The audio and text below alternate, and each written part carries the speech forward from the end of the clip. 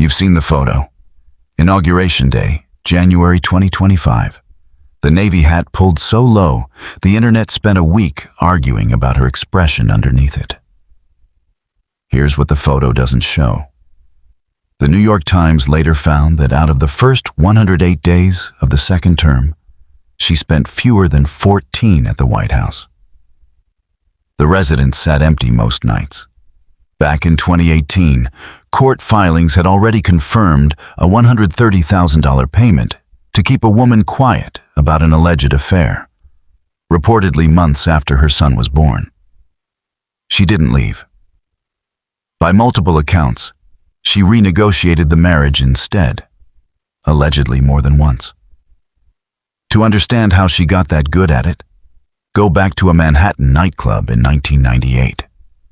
But first, understand what her absence meant, because most coverage got it backwards.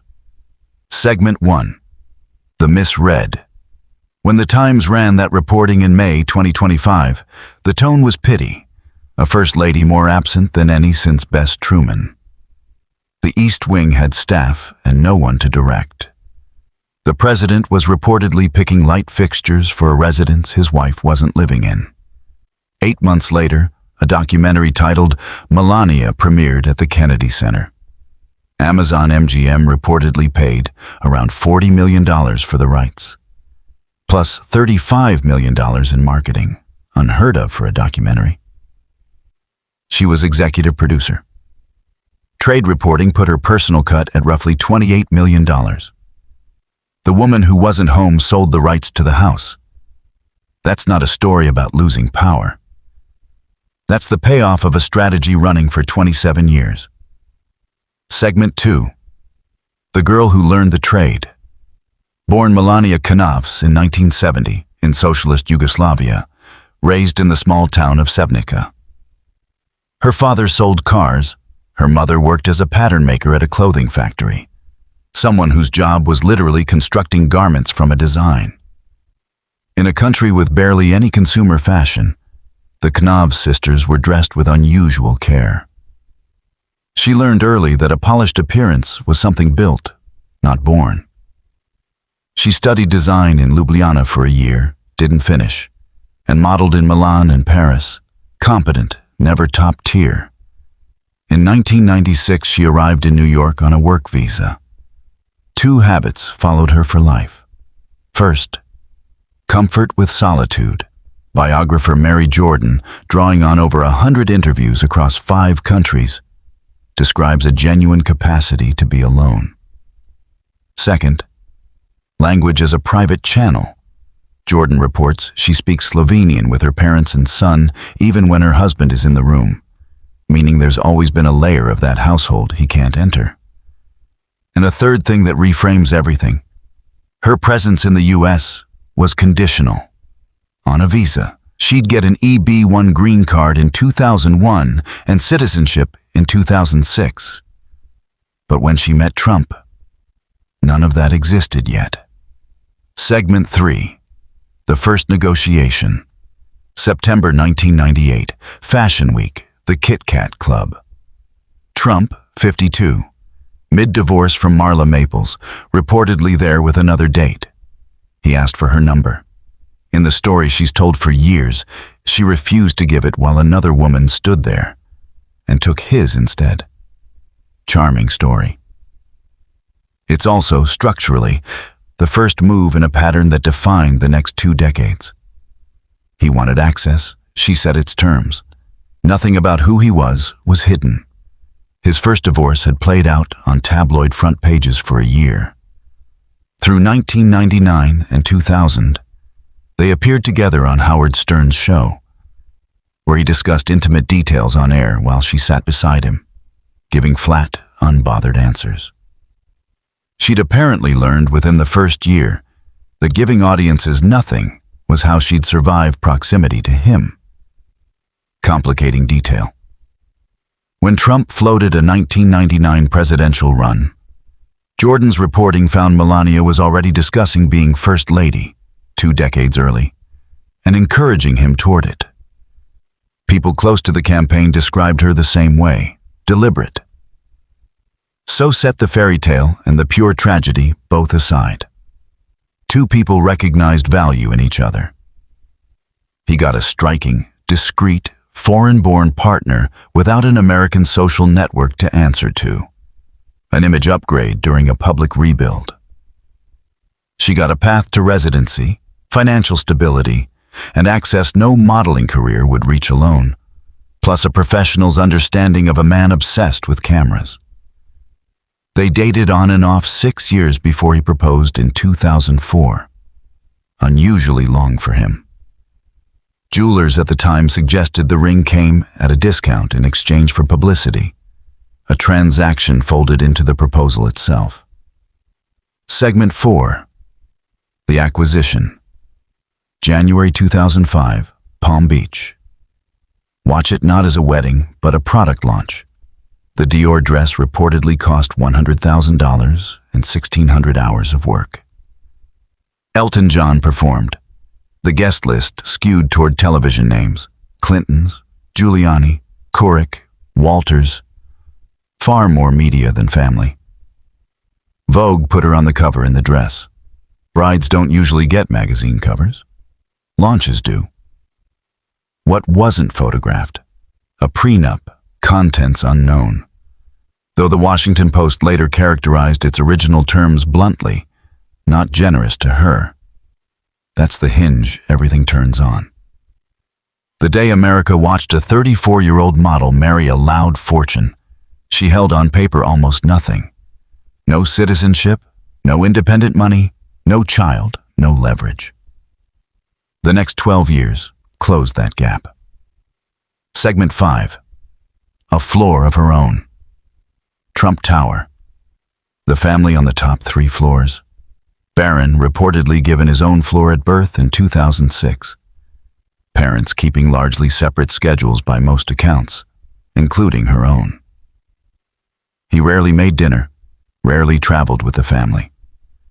The business she'd married into was already staffed with 3 adult children holding titles and equity. She had a floor and a son with no equivalent claim. She said consistently, and nothing contradicts it, that she raised Barron largely herself.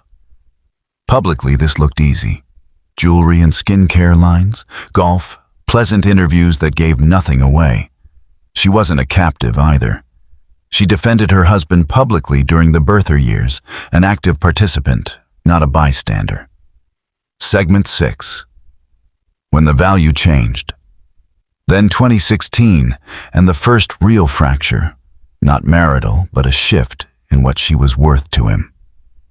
At the convention, her speech was found to closely mirror Michelle Obama's 2008 address. She largely vanished from the campaign for the next 2.5 months. Then October 7th, 2016. The Access Hollywood tape, 1 month out. Republicans publicly calling for withdrawal. She waited 2 days, then a full week before sitting with Anderson Cooper, her own timing, describing her husband as provoked into boy talk and saying she wasn't a victim. That interview is widely credited with steadying the campaign. Jordan's reporting says people around her believed she understood exactly what she held in that moment. Jordan's reporting, echoed by the Washington Post, though unconfirmed outside her sourcing, says this is when Melania renegotiated her prenup. Better terms and a stake for Barron comparable to his half-siblings. The most degrading public moment of the marriage, reportedly converted into a contract for her son. He won. She didn't move to Washington. Segment 7. The price of delay. She stayed in Trump Tower roughly 5 months, officially for Barron's school year. Also, per Jordan's sourcing, leverage, since people close to the administration reportedly believed she was the one person who steadied him. She relocated that June. 7 months later, January 2018, the Wall Street Journal reported the Stormy Daniels payment. Cohen later pleaded guilty. In 2024, a jury convicted Trump on 34 related counts. The alleged encounter reportedly occurred months after Barron's birth. The following 3 weeks, she said nothing publicly and communicated constantly through absence.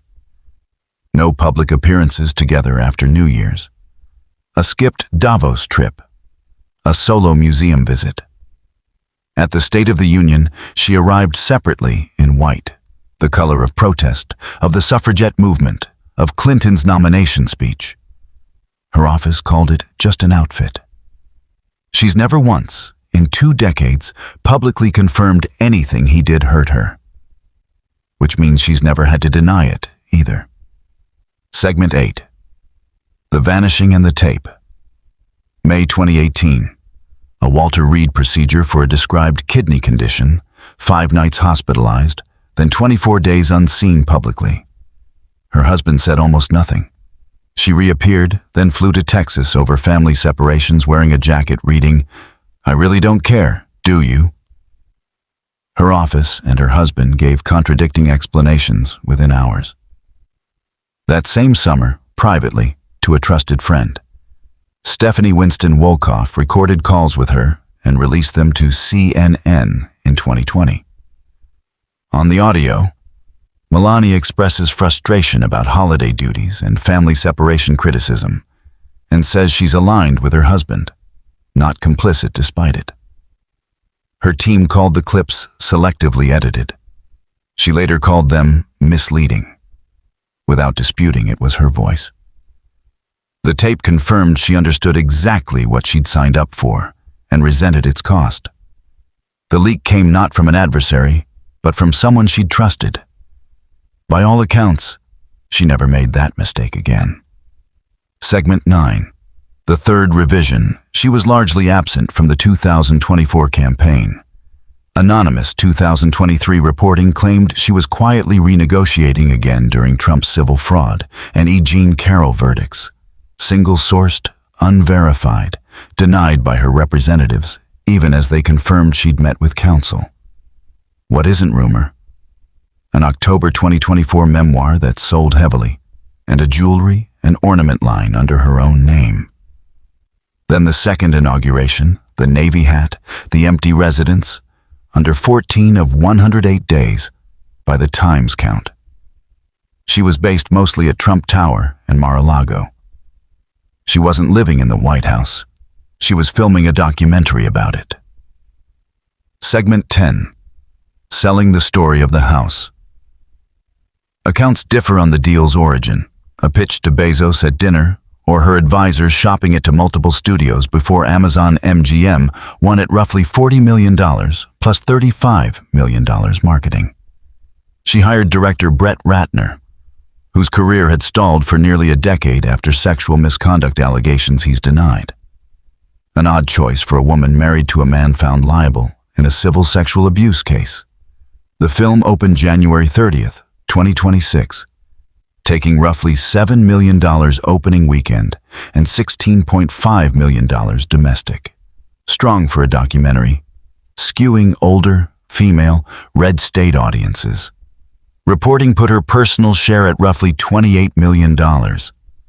Worth noting without concluding anything, the buyer runs a company with federal contracts dependent on decisions made by her husband's administration.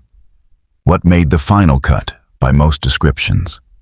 Inauguration logistics, wardrobe, and a visit to a cathedral honoring her mother, who died in 2024, reportedly the one genuinely unguarded moment in a $75 million production. Close. Not a love story, not simply a story of victimhood.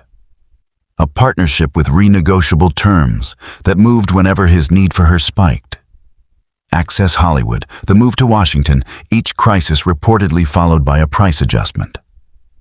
Each time, by the reporting available, she's said to have collected in money, her son's position, and distance on her own terms. She was never the silent partner. If the reporting holds, she was the one who priced her own silence, and eventually, her own voice. Her mother made clothes for a living. Her husband built buildings with his name on them. She learned both trades and turned them on the one product she controlled outright. Her own story, on her own schedule, at a price nobody else was allowed to set.